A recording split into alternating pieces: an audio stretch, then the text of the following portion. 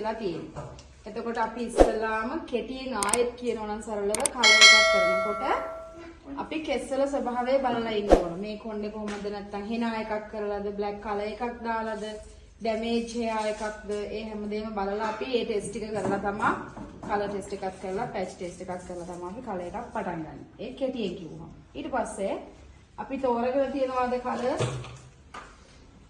9.36 එක හෝ 9.34 මේ දෙකෙන් එකක් තමයි අපි හරි දාන්නේ.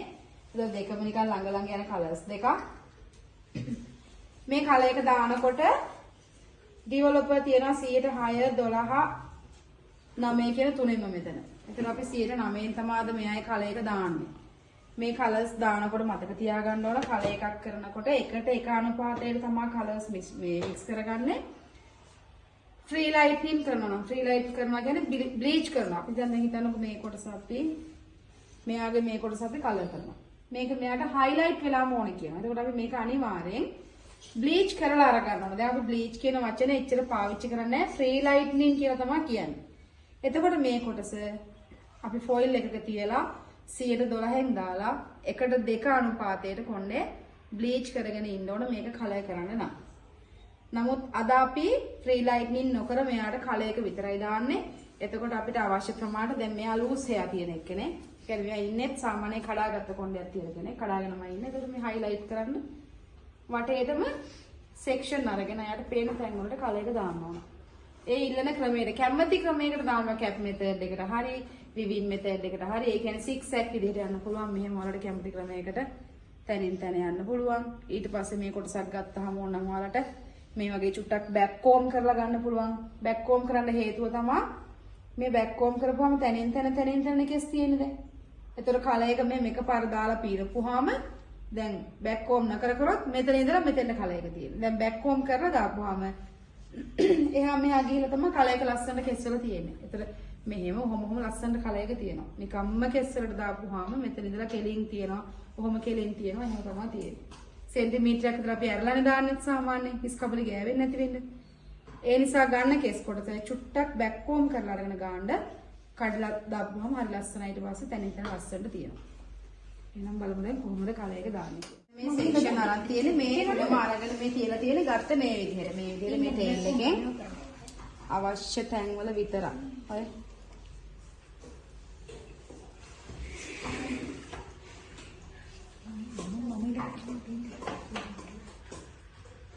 මේ කොටස් ටික අරගෙන එකට අරගෙනයි මේ තියෙන්නේ. ඊට පස්සේ මොකද මෙහෙම එක එක සෙක්ෂන් එකෙන් සෙක්ෂන් එකට ගන්නවා මේ වගේ මේ කොටස ගත්තාම මේ කොටසෙම ගන්න පුළුවන්. එතකොට ලේසි. දැන් මේ වගේ හිස් කබල වටේටම කෙස් ටිකක් අරන් තියෙනවා. දැන් ඊළඟට කලර් එක මික්ස් කරගෙන මේ කොටස් වල ගන්නයි ඕන. මම දැන් කලර් එක දාගමු අපි.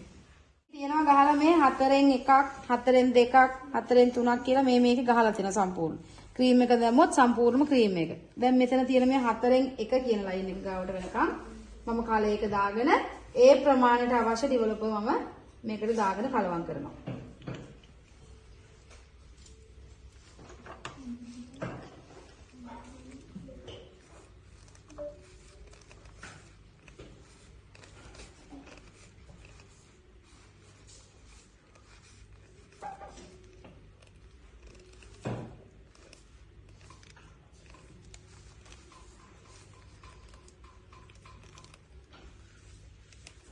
දැන් 4න් 1ක් ක්‍රීම් එකෙන් දාගත්තා.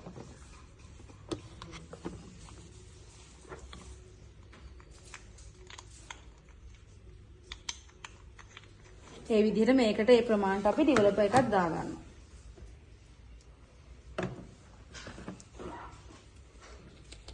සීර 9න් තමයි දාන්නේ.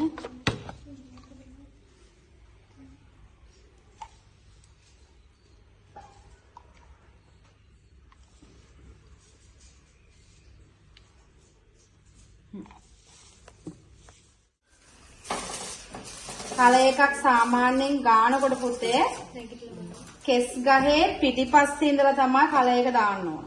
යට ඉඳලා අග ඉඳලා. මොකද මේක හොඳට මතක තියාගන්න ඕන කෙස් ගහේ මුල හිස් කබලත් එක්කම තියෙන කොටසට ඉක්මනින් කලර් එක උරා ගන්නවා. මොකද හිස් කබල රස්නෙත් එක්ක. මේක සාමාන්‍යයෙන් සීතල දේශගුණයක් කාලයක කල එකක් දැම්මට හිටින්නේ නැහැ. ඉක්මනට මේ වගේ රස්න දේශගුණයක් හොඳයි. මේ අග ඉඳලා ගන්නකොට හිස් කබලට පස්ස ගොඩාක් යටනේ අග තියෙන කෙස් ගහේ අග ඉඳලා උඩට තමයි ක්‍රීම් එක ගාන්නේ. අපි හදාගත්ත මිශ්‍රණය මේක මම ඉස්සෙල්ලා කිව්වා වගේ චුට්ටක් බෑක් කොම් කරගමු. කොම් එකක් ගන්න. චුට්ටක් විතර මම බෑක් කොම් කරගන්නවා මේක මේ විදිහට.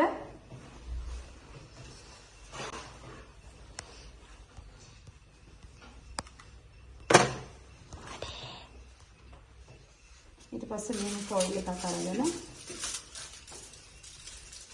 මේකට කියනවා ෆොයිල් පේපර් කියලා.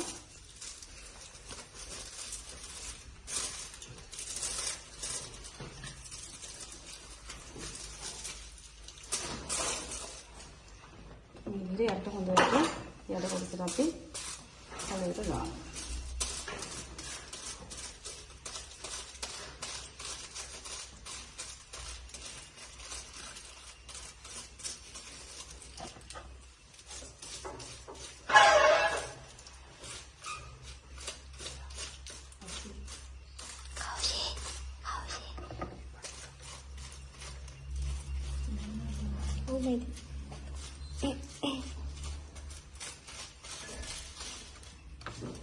ඊපස්සේ මේ විදිහට පොල්ලක නමා ගන්න පුළුවන්.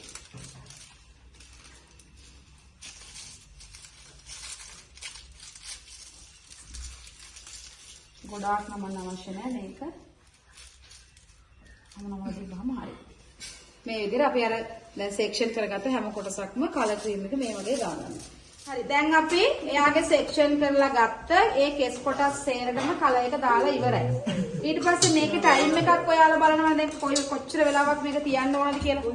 අපිට පුතේ ඒක ටයිම් එකක් තීරණය කරන්න බෑ. එහෙම ටයිම් එකක් තීරණය කරලා කලර් එකක් වොෂ් කරන්න බෑ. මේකෙදි චුට්ටක් සාමාන්‍ය විනාඩි 20ක් විතර ගියාම බලන්න එකක් කොටසක් ලෙහලා පුළුන් කෑල්ලක් තියලා බලන්න පුළුන් කෑල්ලට කලර් එක වදිනවද කියලා. කලර් එක වදිනවා නම් තව මේක ප්‍රොසෙස් වෙලා නැහැ කොණ්ඩෙට. කලර් එක පුළුන් කෑල්ල වදින්නේ නැත්නම් හොඳට කොණ්ඩෙට කලර් එක ප්‍රොසෙස් වෙලා තියෙන්නේ. එහෙම චෙක් කරලා තමයි අපි මේක වොෂ් කරලා අරගන්නේ. හරිද?